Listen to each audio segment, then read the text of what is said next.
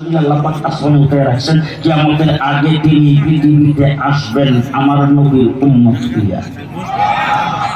নবীরা আল্লাহ পাকের দরবারে দরখাস্ত করেছেন আমরা আমাদেরকে আল্লাহ পাক কত বড় দয়া করলেন বলেন তো।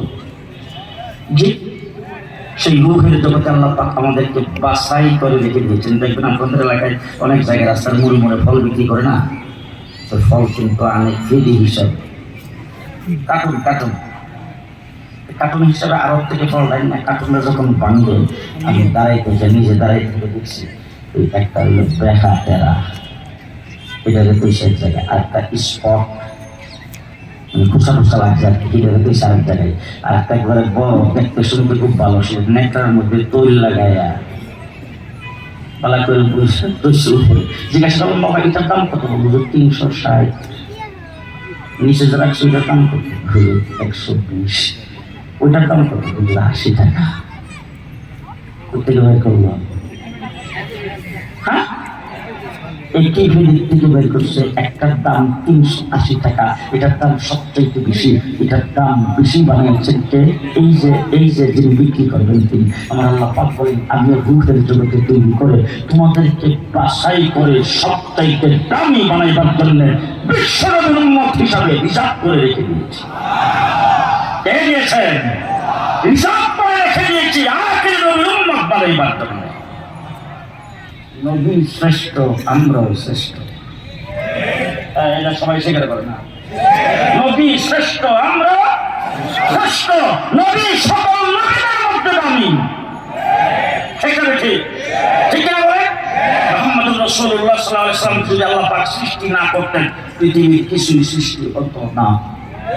টঙ্গী বিশ্ব ইজতেমায় আসলাম শুরু সময় বাংলাদেশ স্বাধীনের পর আপনাদের উত্তর উপর দেখাইতে গেছি, বাড়ি নাই, ঘর নাই, বিল, পানি, খেত, আই। ও বাবা, এখন উত্তরের দিকে দেখছেন কারবার। হাই হাই, মুহাম্মদুর রাসূলুল্লাহ সাল্লাল্লাহু আলাইহি ওয়াসাল্লাম যদি পৃথিবীতে নাই তো তাহলে উত্তরা কিন্তু হতো না। ঘুমাইছেন মনে হয়, হয়তো উত্তরা ঢাকা নামে কোনো রাজধানী হতো, 71 মুক্তিযুদ্ধ হতো, বাংলাদেশ নামে কোনো দেশ হতো, বঙ্গবন্ধু নামে কোনো লিডার হতো, জিয়াউর রহমান নামে কোনো প্রেসিডেন্ট হতো, এরশাদ নামে কোনো নেতা হতো, খালেদা হাসিনা নামে কোনো নেত্রী হইতো, আমার নবী পৃথিবীতে না আসলে পদ্মা নদী হইতো, পদ্মা ব্রিজ হইতো, কর্ণফুলী ট্যাঙ্ক হতো, আমার রাসূল পৃথিবীতে না আসলে আসমান জমিন চন্দ্র সূর্য কিছুই হতো কিনা কোন? হযরত আদম আলাইহিস সালামকে আল্লাহ পাক বানায় সর্বপ্রথম আরশের নিচে রাখছে, ওখান থেকে আদম আলাইহিস সালামকে নিয়ে জান্নাতে ঢুকাইছে। আদম আলাইহিস সালাম জান্নাতে বসবাস করতেছে, জান্নাত আরামের জায়গা না। হঠাৎ করে আদম আলাইহিস সালাম আল্লাহকে ডাক দেখো, আল্লাহ একটা জিনিস খালি চতুর্দিকে তাকাইলে দেখি ভিতরে বড় প্রশ্ন। আল্লাহ কি প্রশ্ন? বলে সব জায়গায় যেদিকে তাকাই সেদিকে দেখি তোমার নামের সাথে একটা নাম লেখা।